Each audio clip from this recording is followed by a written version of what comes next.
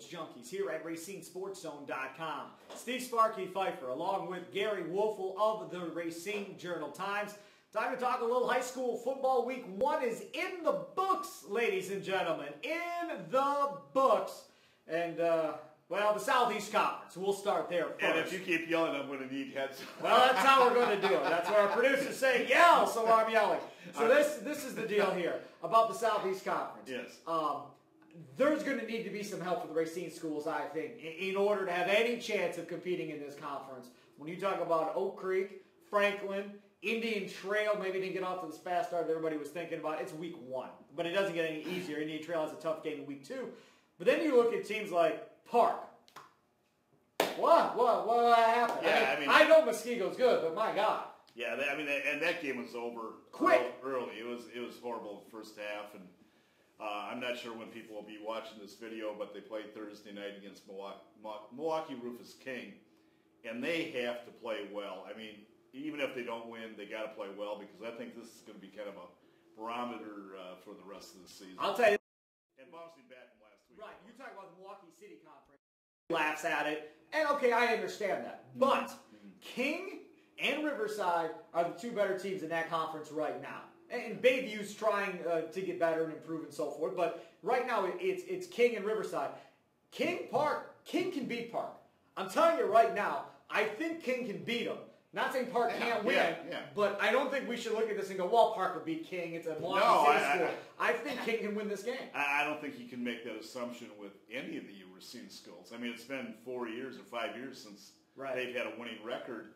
And let's face it, Horlick, Park, and Case are in a major funk.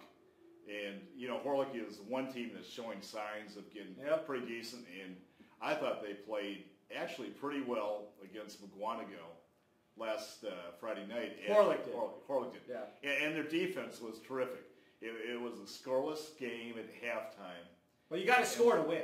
Oh, absolutely. And that's where they didn't score. And that's where Horlick's got to get their act together real fast, because I think their defense is going to be pretty solid, but their offense definitely has some areas to shore up. And then there's Racine Case, who Pancotti gone, back to California, new coach in place, and Case was kind of in the football game with Burlington. Burlington had a big second and third quarter, and that was about it. Case threw up a couple touchdowns late in the fourth quarter when the game was pretty much already decided at that point.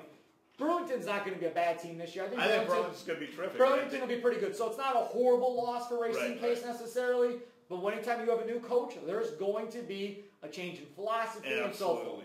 Absolutely. They're going through a transition period, let's face it.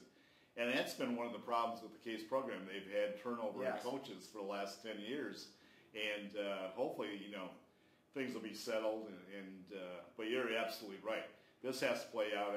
What I'm looking for from Case is just continual improvement, like week to week, that by the middle of the season, late in the season, they come out and they're a respectable team, because they do have some good athletes there. So, well, there's a couple of things with Case. I mean, the key for this new coach is going to be continuing to build the youth program that Pancotti started, and being able to keep some of these really, really good young kids in this youth program that I've heard so much about, to keep them still going to Case, and then not letting those kids decide, you know what, I'm going to go to Park. I'm going to go to Horlick, or I'm going to go somewhere else. You need them to keep them at Case, because if not, Case is going to go right back to where it was. You build this youth program, you're developing really good young players. Now you have to get them to your program and not have them go somewhere else. You know, people always talk about culture. You got new coaches come in, they go, we got to change the culture. And that's so true. I mean, it's not anything you can really dismiss. And it's especially true at the high school level. I mean, you got young kids that are very impressionable. They come in, they got preconceived ideas as to how the program is. And with Case, there's no track record for winning. No. So I think Pancotti did an admirable job of trying to change that. Right. He injected enthusiasm and life back in the program. Exactly. He got basketball players starting to come out and play football again. So he started to turn that corner, and then whatever happened. So now he's gone. But again, it'll be interesting. Like you said, the worst thing that can happen to Case is this program goes backwards now over the next 3 or 4 years. You have to keep that forward momentum going. And who knows? Now, again, will you ever see Case, Park, or Horlick ever in a state championship game again? I don't know. I think you will at some point. I mean, it's cyclical. I mean, and Park has proven that it can be done. They won 2 state championships. What has happened?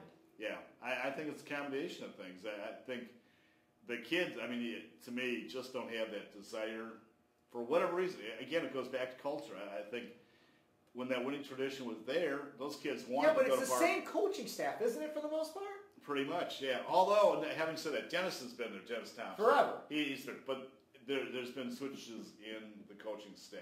Along the way. People taking other jobs. And I think, to be honest with you, I think that's a factor because it's continuity throughout the whole program. But to me, it's inexcusable to see how all three of these schools have fallen so badly. I mean, you should at least have Horlick is on the brink of being a very respectable program.